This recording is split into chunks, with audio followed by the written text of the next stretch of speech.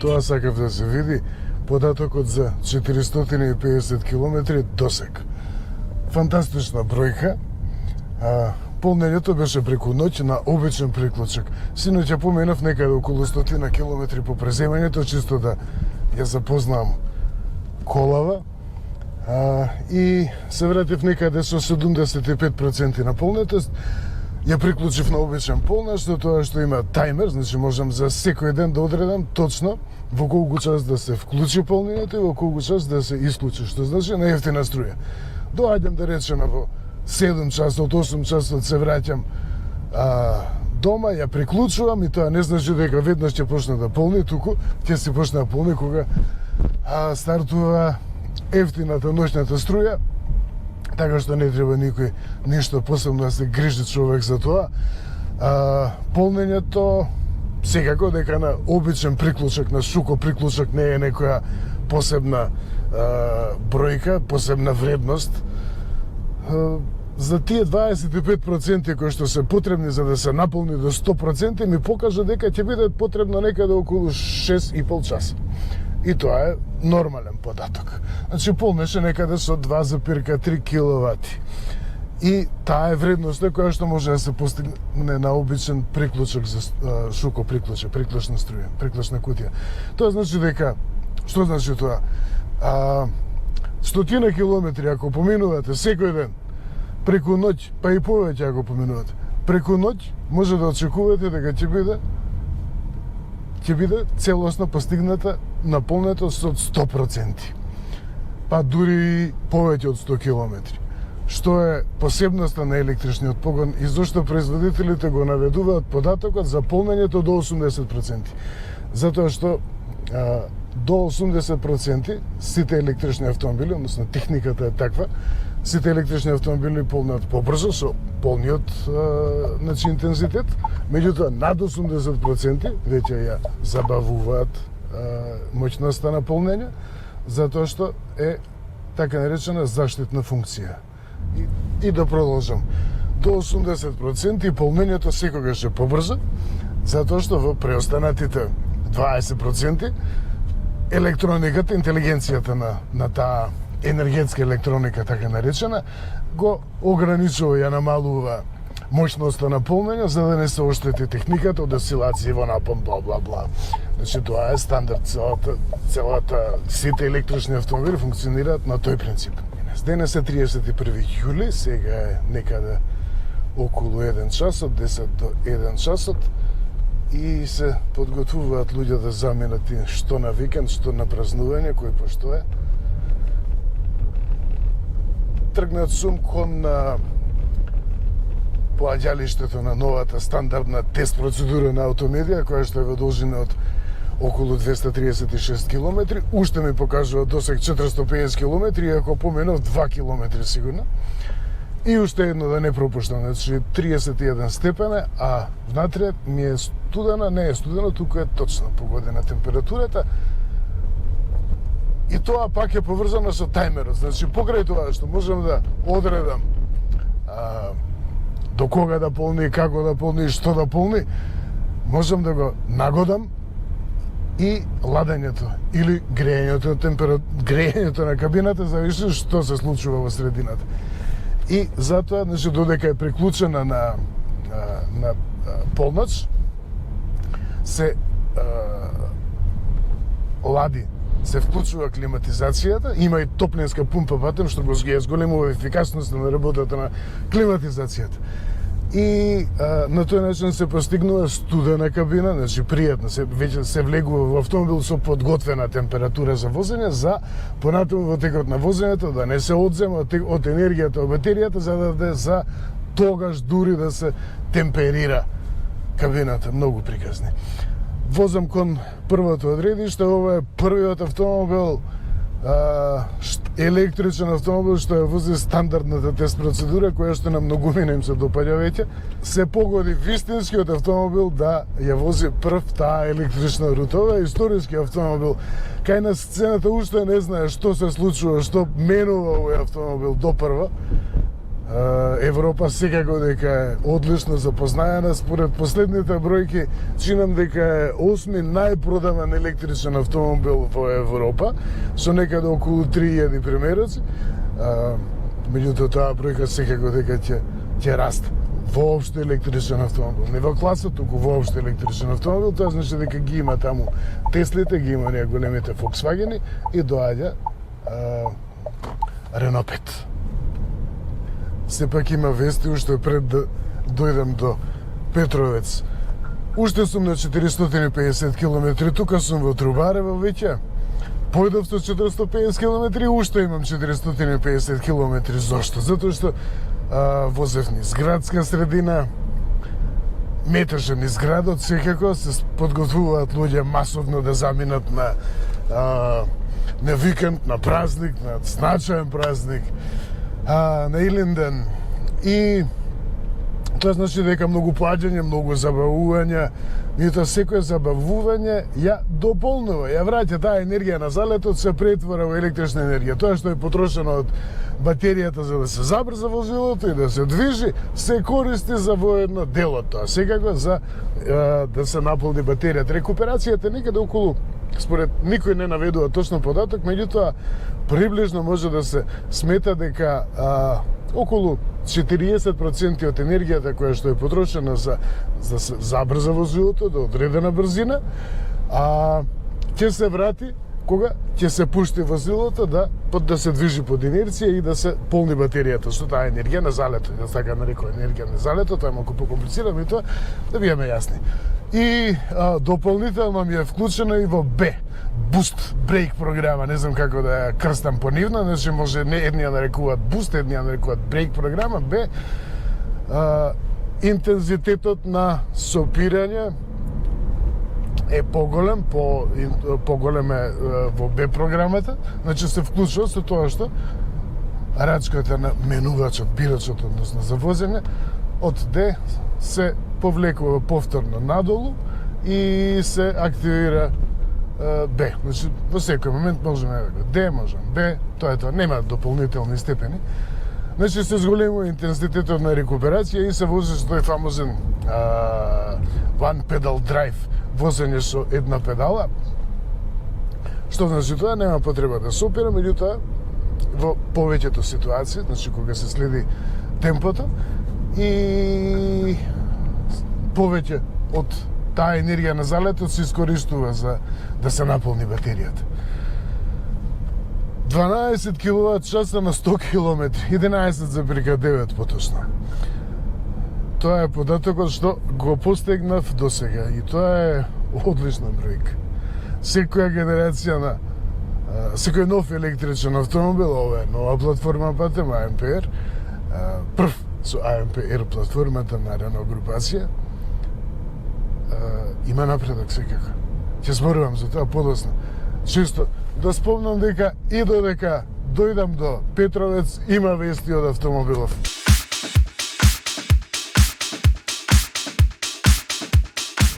И време е за плаќање прв електричен автомобил што ја вози стандардната тест рута на Автомедија.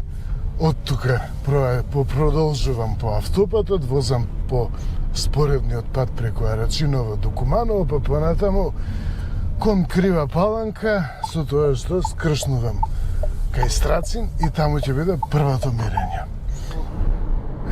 Значи, без проблем ја постигнува динамиката со тоа што еко програмата навистина е порезервирана, меѓутоа тоа е добра.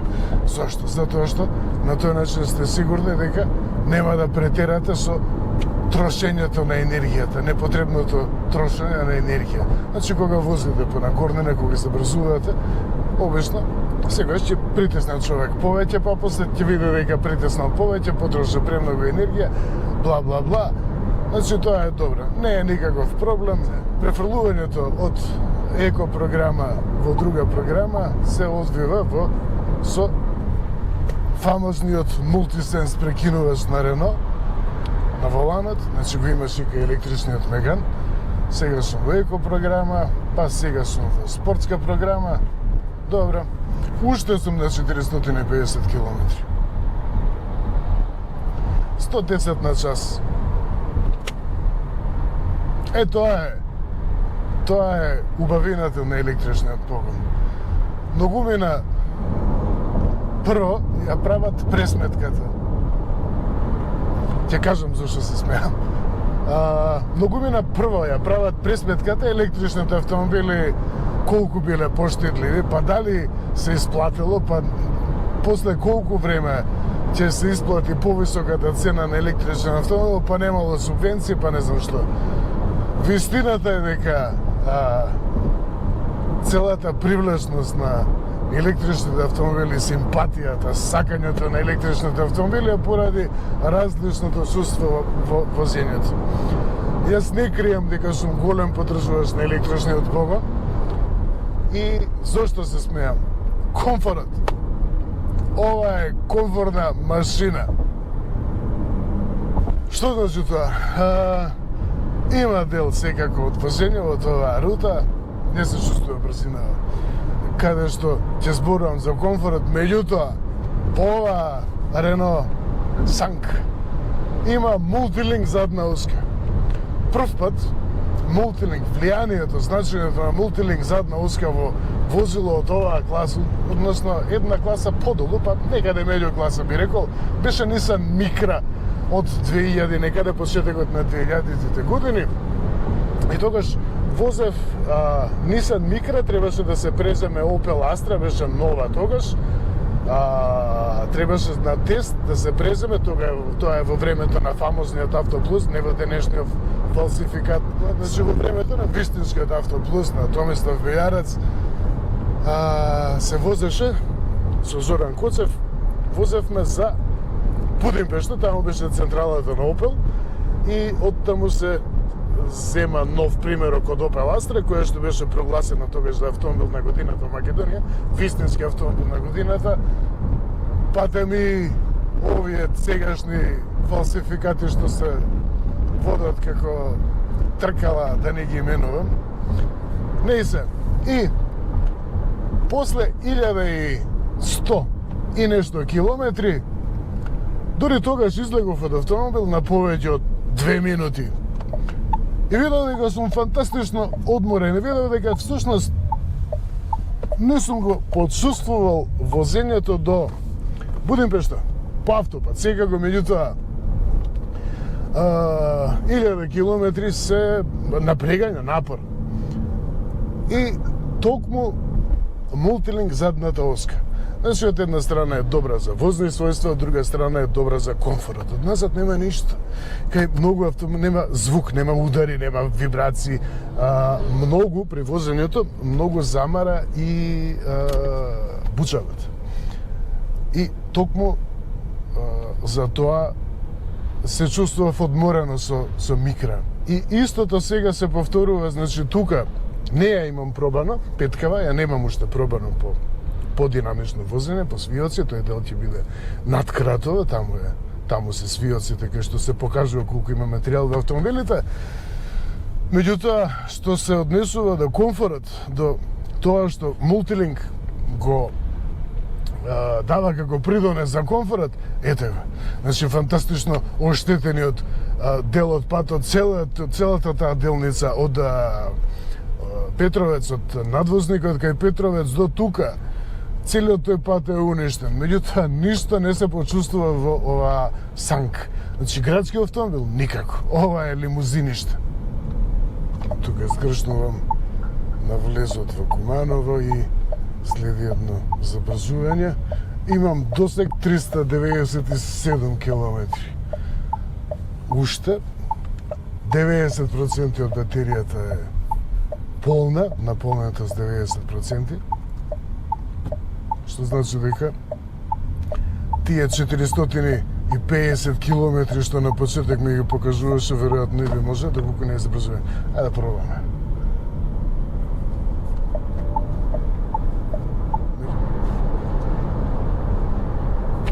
Ретко досега со автомобил од која било класа, значи било толку возењето било толку релаксирано, освежувачко. Навистина, отсутството на звук добрата амортизација, комфортното возење, комфортното подвозје, моќноста, значи спокојството дека имате резерва од моќност во секое време. Сето тоа прави, учествува да биде, значи, впечатоците од тие првични впечатоци од возењето да бидат крајно позитивни. А малку може би се слуша некое струење на воздух во подрачјето на столбовите, веројатно и од ретровизорите. И да, нема толку моќна изолација, толку дебела изолација во прозорците. Меѓутоа тоа укажува на класата во која што седам. Секако, целосното отсуство на какви било друго звуци прави да се чувствуваат, да се слуша тој мал шум од струењето на ветрот и да се чувствува навистина човек да посака да има повеќе изолација во оваа фантастично изолирана средина. Значи да, секако дека ги има сите системи за асистенција можни. И што значи тоа? Има и радарски темпомат, така што сега сум на 115 наместена, пред мене вози комбе во 90, 89, 88. Така што се запира, нели, радарски темпомат се запира автоматски. Да, и нормално се тргна комбето и си почнува сам да се забрзува темпоматот. Тоа е веќе позната приказна и нормално дека не е тоа нешто за изненадување што го поседува. Електричен автомобил ги поседува тие системи за асистенција, да не претаруваме. Значи не се чувствува брзината, моќност има колку сакаш. А електромоторот е со моќност во оваа изведба, ова е врвниот модел, Iconic Sank. Iconic, познатото ниво, значи Iconic, врвно, над него има само Roland Garros. Тоа е веќе ексклузивна серија, традиционална. 150 конски сили, 110 киловат, и тоа е истиот електромотор кој што се вградува и во Megane E-Tech. Меѓутоа, тука е полесен за 15 килограми, олеснат е скусен, за 3 сантиметри скусен електромоторот, може би 5. Не е важно. Во секој случај се компактни димензии. Батеријата исто така е тука поголемата батерија, 52 киловат часа, тежи 300 килограми. 300 килограми! Меѓутоа, не значи дека тие 300 килограми се дополнително целосно натовар на Renault 5, затоа што нема резервоар, значи 50 килограми би било резервоарот, само нема менувач кој што тежи 100 и кусур килограми, туку има редуктор обичен. Нема издув кој што исто така тежи, па сега да не нагодам никој, не помнам некој податок, меѓутоа верувам дека би било околу 30 на 40 килограми со сите катализатори кои што денес треба да ги има и сите лонци за придушувачки лонци, вакви лонци. Не се чувствува тежината и тоа што е посебност, на што е посебна гордост на Франција, на Рено. Франција патем има 15% од акциите во Рено. Еве го и петелот. Ете Франција. Се многу гордина на тоа што се во овој Рено се произведува во Франција. Се произведува во Дуе, петката се произведува, значи завршната монтажа се врши во Дуе, се врши во Electric City, се одвива во Electric City, тоа се добавувачи производители на батерија, АЕС се одлетува испорачува батерија, електромотори, се што треба да се вгради во автомобилот доаѓа од тој круг на добавувачи кој што е во пречник од 300 километри. Се е тука. Така што многу работи се доаѓаат по железница, доаѓаат со електрични камиони, по електричен пат. Сето тоа, секако и тоа е дополнителна приказна за да се произведува целосно еколошки. 20 12,6 киловат-часа ми е просек.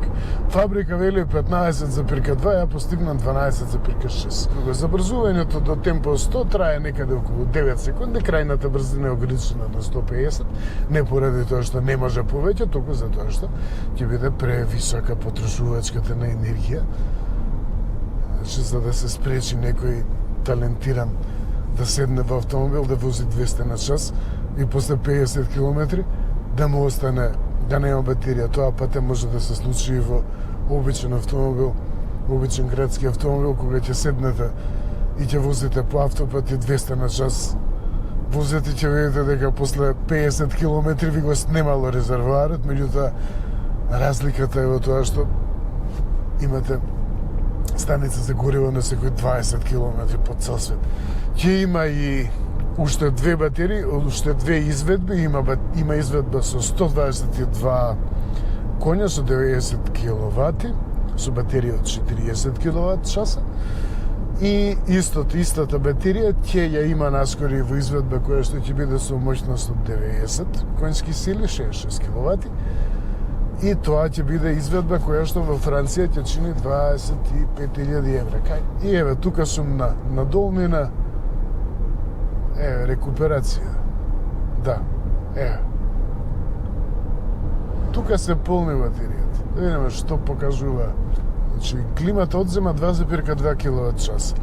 И тоа е помалку од колку класична електрична клима, без поддршка, односно тука има топлинска пумпа и тоа го олеснува значително постигнувањето, одржувањето на температурата, значи, воспротивно би било повеќе.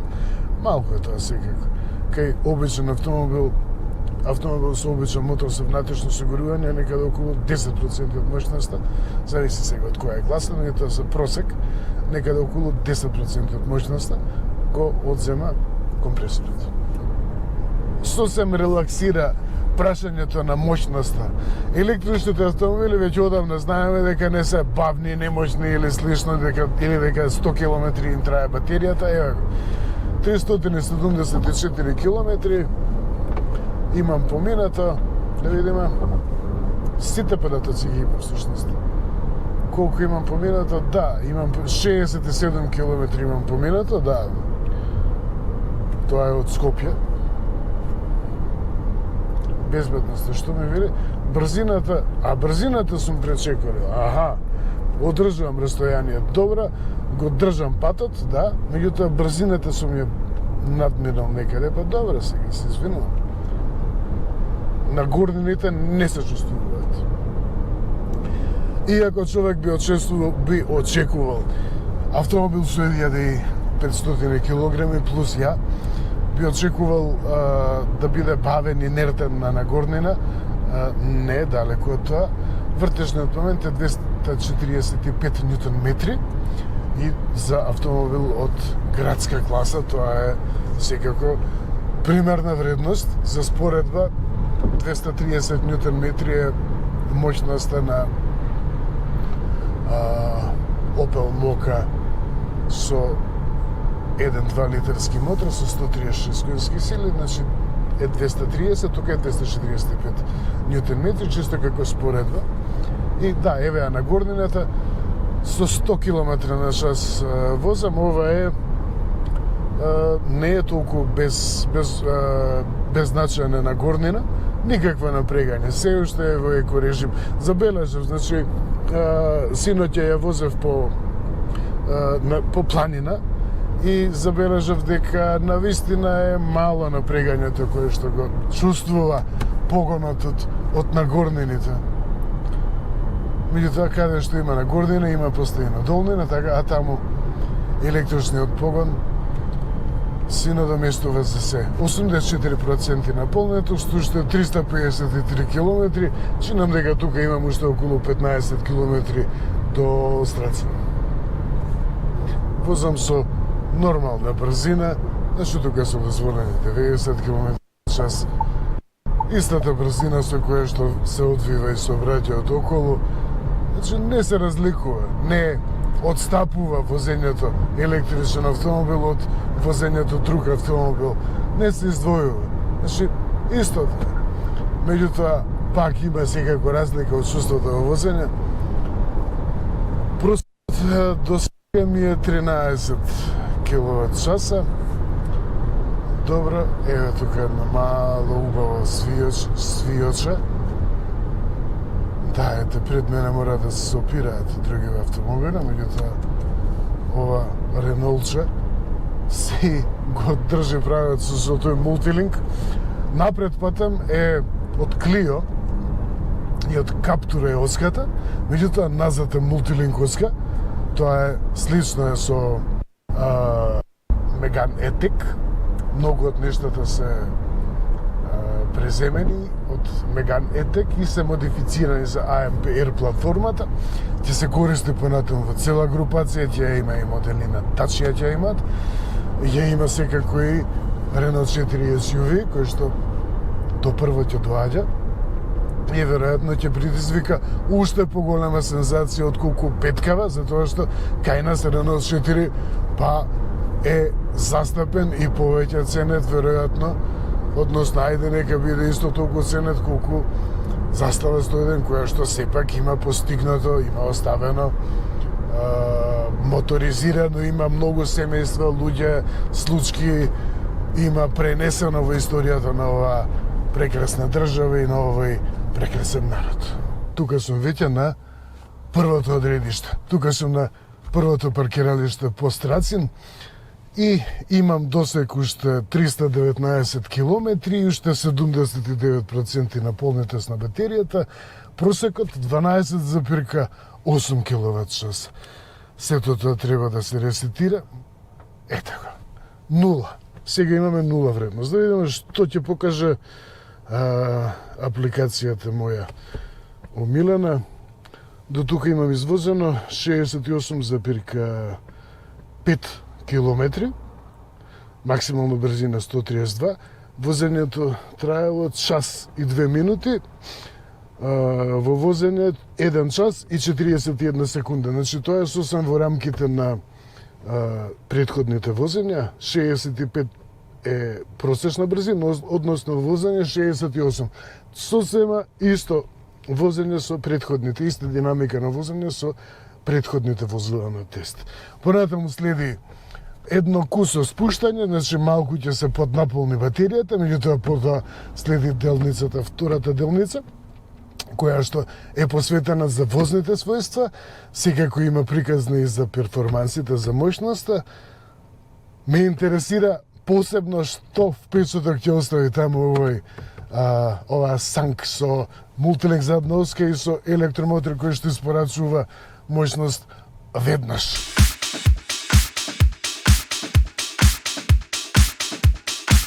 Тука сум на 5 минути од Кратово. Имам уште 307 километри досег, 75% наполнетост. На долгото спуштање, па и не толку долго, 10 километри, просекот 11,4 киловат-час. Имам тука приказ на станиците за полнење. На 47 минути во Крива Паланка ми е најблискот, меѓутоа тамо не работи. Таква информација добивам. Во Кочани имам на оддалеченост од 56 минути. Пред недела дена последен пат била употребена, веројатно Google податоци за тоа. Во Штип има пред 6 дена на 1 час е употребен, да Штип ми е на пат, меѓутоа немам потреба воопшто да полнам никаква. Далеко од тоа, уште половина ќе имам на полнотост кој ќе се вратам во Скопје, можам да го повторам кругот, веројатно. Приказите се навистина примерни. Ракувањето со инфозабавниот систем, тоа е Open Air линкот на Renault, е мощна напредно, еден од најнапредните системи и навистина се функционира како на паметен телефон.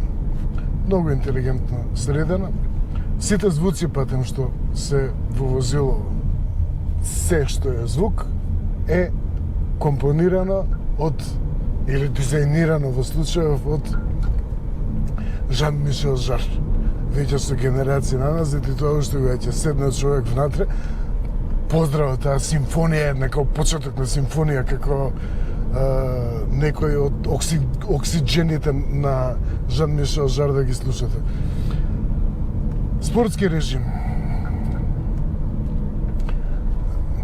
Да, ете, веднаш повлече посилно, за секунда повлече, значи со исто притисната педала, како да доби дополнителна мощност, влијае и врз управувањето, тоа се убави прегледни свијаци, се тука кои ги знае,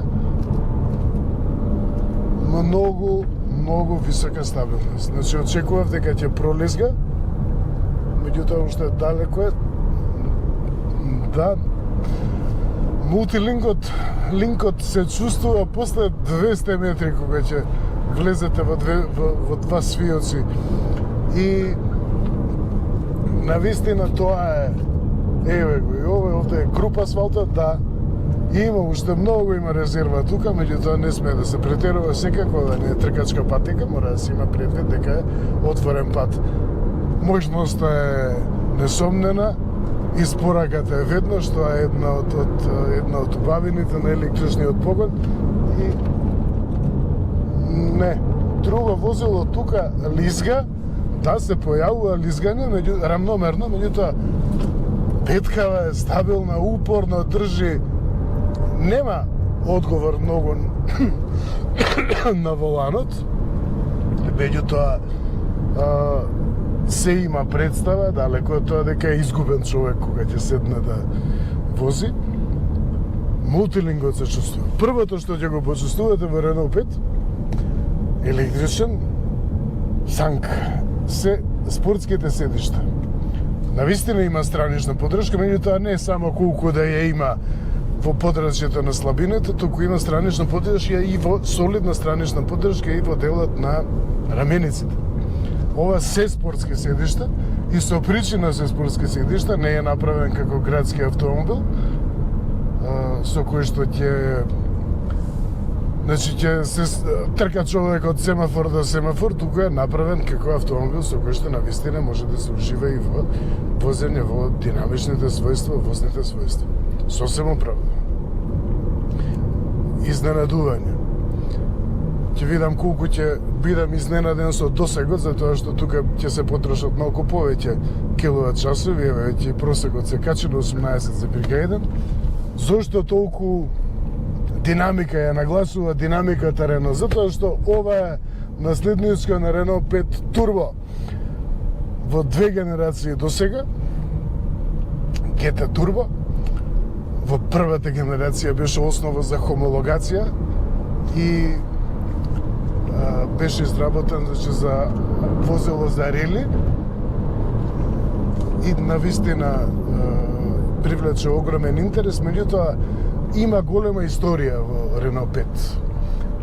Renault 5 беше и народски автомобил, имаше изведба со 37 коњски сили патен, меѓутоа имаше и изведба со 160 коњски сили од Renault 5 во 80-тите години. Тоа се години кога Renault е звезда во Формула 1 и понатаму, меѓутоа е звезда поради тоа што го внесува турбо надполнењето во моторите во Формула 1 во поголем обем. Редовно се користи турбомотор, не се експериментира. И по тоа е прочуен Renault и затоа од сите своји моделски серии има турбо верзија, има и Fuego, има турбо верзија, има и 21 има понатаму, тоа се други генерации, 25 како што не спомнам. Не смееше да отсуствува турбо, меѓутоа моделот кој што најмногу придонесе за имиджот, да се поврзе имиджот на Renault со турбо, беше со турбо надполнењето беше токму Renault 5 GT Turbo. Беше како основа за хомологација за рели, со мотор во средина и зада.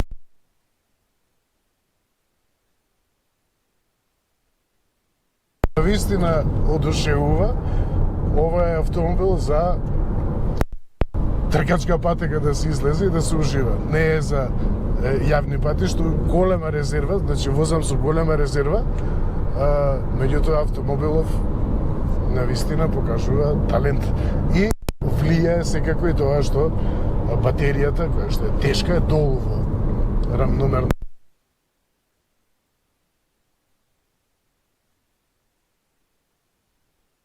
возните својства уште попредвидливи и похармонични, поизедначени. Односно човек да знае што се случува и каде е. Навистина одличен вписоток и има и над ова ниво, има Алпин А290.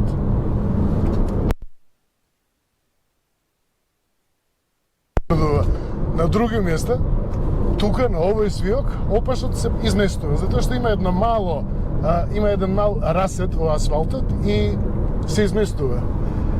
И таму се чувствува, значи, доколку се постигне границата на стабилност, наистина се чувствува како малку се изместува опашот, меѓутоа,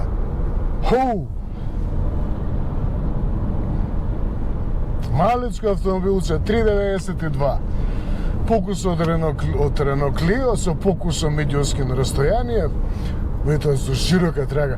Тргнав за третото ниво, ќе има и Рено 5 GT Turbo трета генерација, која што од 2027 година, тоа е ZE Turbo 3,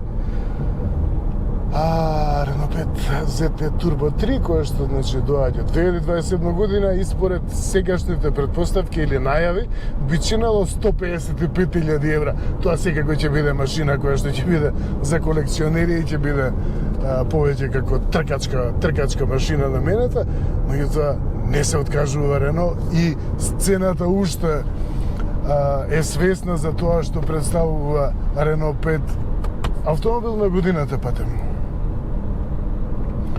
Мултилингот менува многу.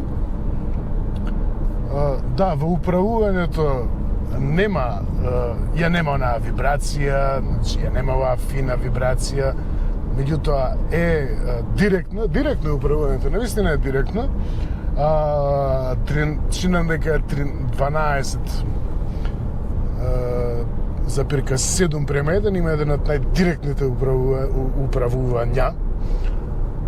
Истото е случај кај Меган Етек, исто и таму е значително скусен, односно преносниот однос е значително скусен, има 2,7 вртежи од крај до крај и има исклучително голем има отклон на тркалата, има исклучително мал круг на вртење, 10,3 чинам, тоа е 1 метар помалце од Клио,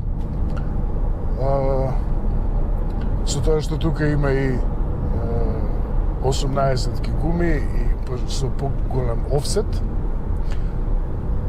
Гумите патем се релативно тенки во споредба со прешникот, 18 ки се, меѓутоа се широки 195. 18 ки се избрани за тоа што математиката покажува дека со такви гуми, со тркало од 18 инчи, се зголемува ефикасноста. Ова е релативно куса рута. И да видиме уште. Да, навигацијата функционира побрзо и поинтуитивно, поприродно отколку да видиме уште колку има да проби. Опчина Пробиштип. Има уште 8 минути. И во Пробиштип ќе имам 68% од батеријата ќе имам наполнето. Стои уште еден податок корисен што го покажува навигацијата, односно Open Air линкот на Рено. Тука сум по Пробиштип, со тоа завршува втората делница од оваа тест рута.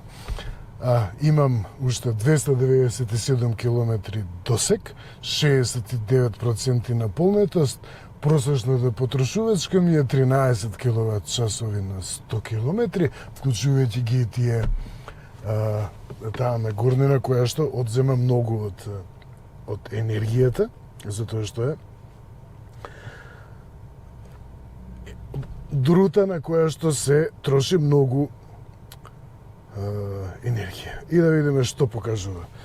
Сум извозел 33,5 километри од Страцин, 31,5 минута, просечната брзина ми е 64 километри на час. Најголемата висина ми била 926 метри најниската 462 метри. 6 степени била најголемата на горнина, 3 степени најголемата на долнина.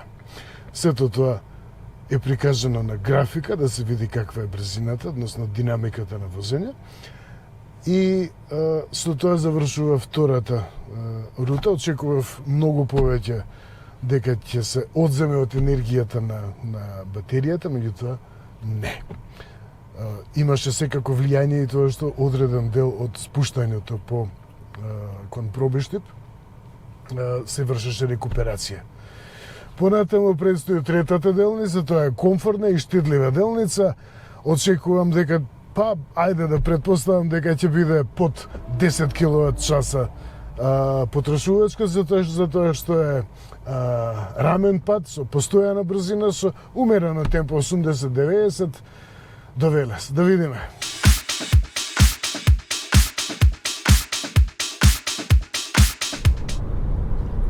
Ова е веројатно најмазниот и најквалитетно изработен пат во Македонија и пошироко. И навистина во Петкава се чувствува човек како да плови. Не како да лепди, меѓутоа како да плови. Исклучително ниско ниво на пучава, нема ништо од погон никаде. Поставив одредиште до Штип. Ми покажува че сега имам 69% наполнетост, ми покажува дека врз основа на конфигурација на терен и други податоци кои што располага Google, во Штип кога ќе дојдам, ќе имам 63% наполнетост. Имам уште 28 километри и тоа е вреден податок.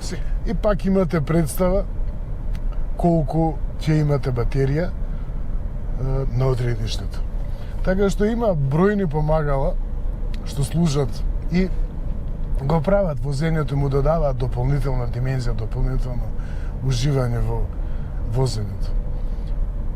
Тука е фантастичен патот, да, комфортно е петчево. Еднаш не реагираше тврдо, да речам дека е дошло на граници или суво да реагира.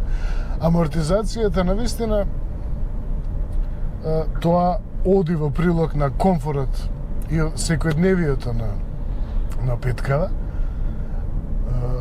но тоа секако дека е заслуга од една страна на тежината која што ја има батеријата долу, а од друга страна и на амортизацијата и на подвозјата која што е потребно соодветно да се проектира, димензионира и изведе за да може да ја носи таа тежина, така што во поглед на комфорот навистина се однесува како автомобил од, ајде да не речам компактна, да не ограничам дека е компактна, меѓутоа средна класа.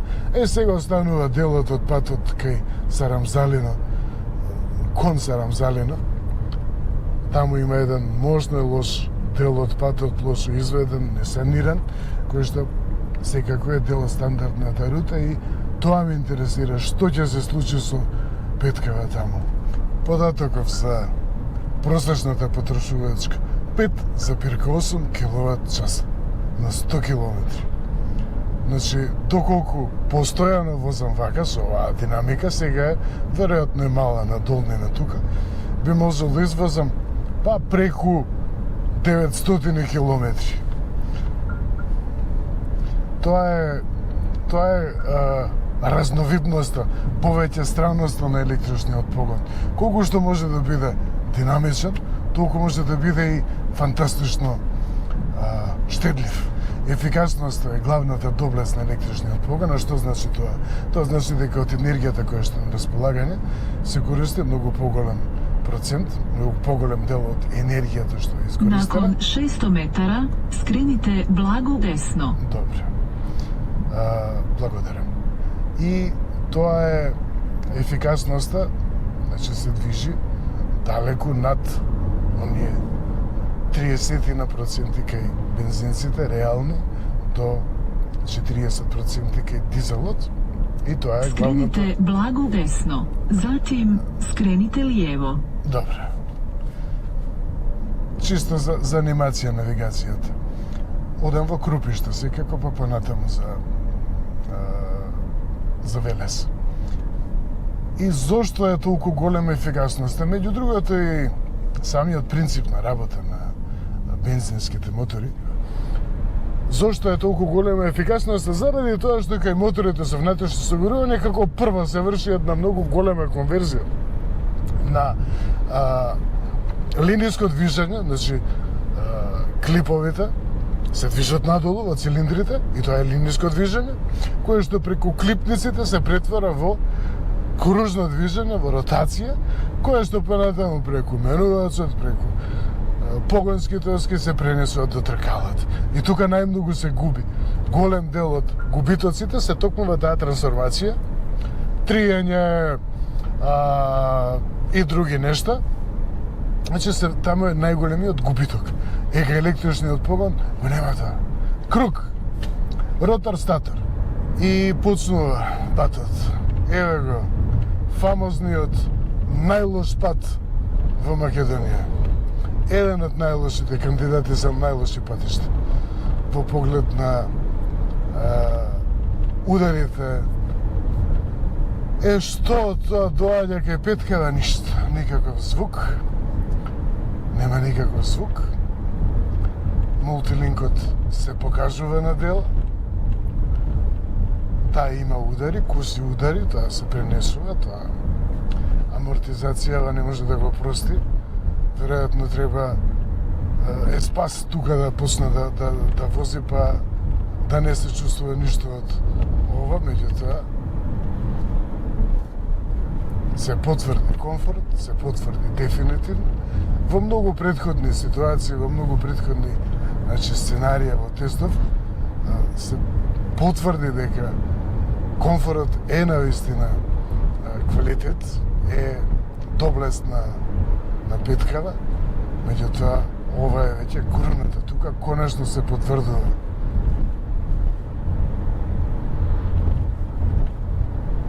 Нема човек да се паничи тука дека да го задржам управувањето. Многу бутни има системи за асистенција, меѓутоа не се нападни, не се здодевни. Нема човек да посака да ги онеспособи. Значи имам тука едно копче на кое што исклучувам се My Safety Perso, еве го патот. Ево е. Ништо. Навистина, ништо. Со 18 ке тркала, да, може би звукот е малку поприсутен, тоа се резонанции повеќе што се пренесуваат од движењето, значи од подвозјата, меѓутоа далеко го тоа дека каросеријата одзвонува или дека се чувствувате како во метална консерва поради патов, не. Навистина примерно. Секако автомобил од повисока класа, тука ќе покаже BMW конкретно, значи да, X3-ката, новата X3, која што дополнително беше опремена и со приспособлива амортизација, која што и не е толку скапа таму. Чинам дека беше некаде околу 700 евра опција, може би 900. Да, BMW-то убеди, е дефинитивно до сега најудобен автомобил кој што сум го возел на тест по оваа рута. Ето, може би првиот следен автомобил кој што го постигнува тоа ниво е токму оваа санка. Тоа што ми се допаѓа е работата на приспособливиот темпомат. Значи, за да се прифати брзината на возење дозволено, односно тука има честа промена на дозволената брзина на возење 50, 60, 70, 90. Доволно е, значи, само да притисне тука и ја има брзината. Значи, да притисне едно копче и Петкава ја прифаќа, ја презема брзината што ќе ја прочита камерата за брзинско ограничување. Еве, сега имам 80, сега сум на 60. Ми се покажува промена 80, еве, само притискам и се забрзува до 80 на час. Сега ми е вклучен и значи, систем за следење на лента, така што треба само да држам раце на волан и и да гледам пред себе. Заврши и третата делница од тест рутата, тука сум пред вклучувањето на автопатот кај Велес. Имам уште 55% полната серијата и уште 246 км досек. Просекот ми е 9,8. Значи целта ми беше да видам дали може да се колку треба човек да се откаже од динамиката за да постигне една ваква потрошувачка. Останува четвртата делница во која што е автопатот. Да видиме колку од тие предрасуди дека електричниот погон троши многу енергија на автопат, при брзина на автопат, се издржани и за ова досега фантастична петка.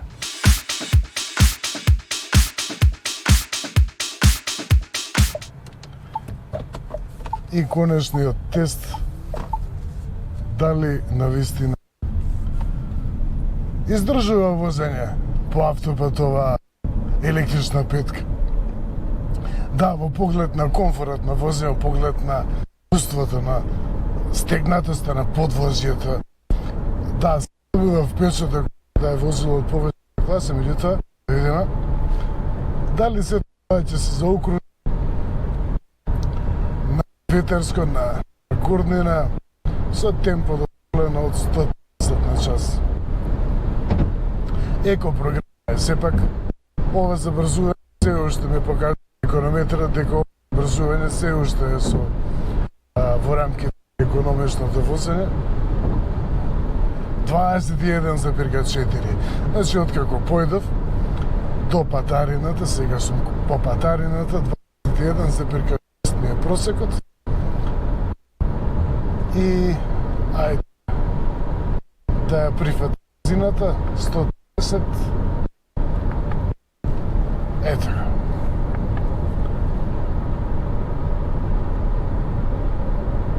Да, сепак не сака да ја прифати, да го прифати темпото 130, веројатно затоа што сум во економична програма, да видиме. Спортска програма, дали сега? Да, сака, тоа е тоа. И се чувствувам моќ, секако сето тоа отиде во астрономски вредности, меѓутоа е за брзување, кога ќе постигне брзината. Постојаност, секако ќе се нормализира таа вредност. Нема никаков проблем да искачи со 130, како што спомнав 245 ньютон се во праша. И еве се нормализира вредноста. Не се чувствува на горнината. Сепак електромотор овој мора да влече прека 5 тон, така што на горнава е играчка.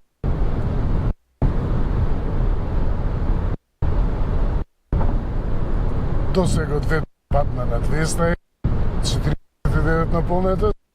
Ајде да видиме 80 час, едно меѓу зајање до 80 час да има да запра. Ајде. И сега ќе ја пуштам до 130 сама да се забрза. 90, 105, 110, 120 на вектора престигну. Ќе е темето на годината. Значи не е тоа дека ќе залет 130, па треба после да се човек што како да за повторно ако има кој побавно возил. Значи стаки на таа на горнина и од 80 до 120 може да забрза и да се ја врати динамиката, не е никаков проблем. Сега веќе на долнина. И тука е рекуперација. Не е точно рекуперација, затоа што пак троши енергија за да го одржува ова темпо по надолнина. Меѓутоа, вредност 27,1, 26,8, ќе падне вредноста.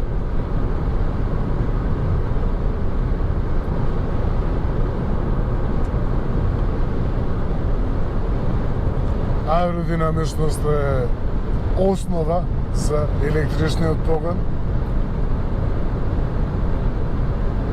Така што тој поглед петкава исполнува секако врвно ниво на аеродинамичност и на низок отпор на воздух за големината и за класата. Се уште 130.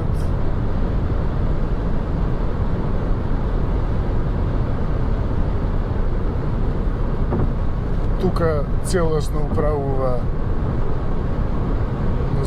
асистенцијата при возење.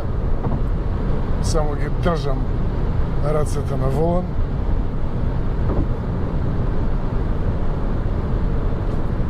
Да видим што ќе покаже My Driving Eco. 67%, 67 бодови имам веројатно. Safety, не сум баш многу безбеден возење, значи не пречекорувам. Ева потрошувачката. Добро, климата барем помалку потрошила тука, 1,7 кВт/час.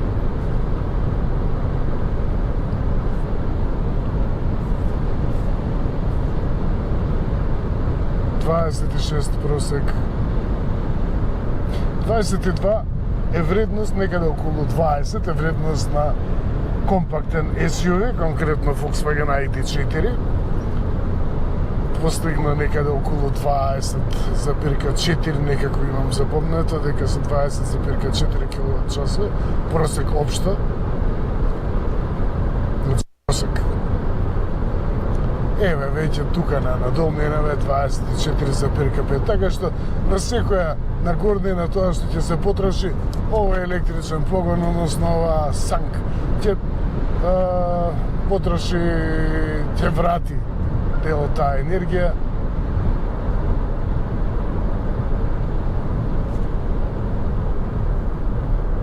Еве, веќе 23. Иако и тука сум пребрз, да спуштиме на 80, ете, се, само притискам тука и сама си запира на 80. Односно, подбавува. И во тунелов овие нерамни се чувствуваат со друг автомобил, се гледа колку е веќе ошен патот, еве и да се чувствува и тука, меѓутоа нема суви удари, нема непридушени удари од возјата. Човек што е расположен да се направи рута по пат, каде ќе полни, што ќе полни, како ќе полни, значи со оваа петка, несомнено, може да извози, па зошто да не до Франција. Или барем до Шпанија. Заврши и четвртата делница и со тоа и целата тест рута на Автомедија. Што добивме? Просечна потрошувачка, значи од Велес по автопатот 17,8 кВт/час. Просекот патем фабрички е 15,2 чина. 47% на полнетост, тука сум по Катланова. 197 км имам уште просек. Климата е пуштена на студено, сега е 33 степени. 5 часот. Да видиме што ќе каже геотракерот. Геотракерот вели дека 23, има и рачно секако, 23 километри е од Велес до тука. Возењето во движење било 15, траело 15 минути 29 секунди, максимална брзина 128 км на час, просечна брзина во возење 89 на час. Најголемата висина била 513 метри, најмалата висина 267, веројатно тука.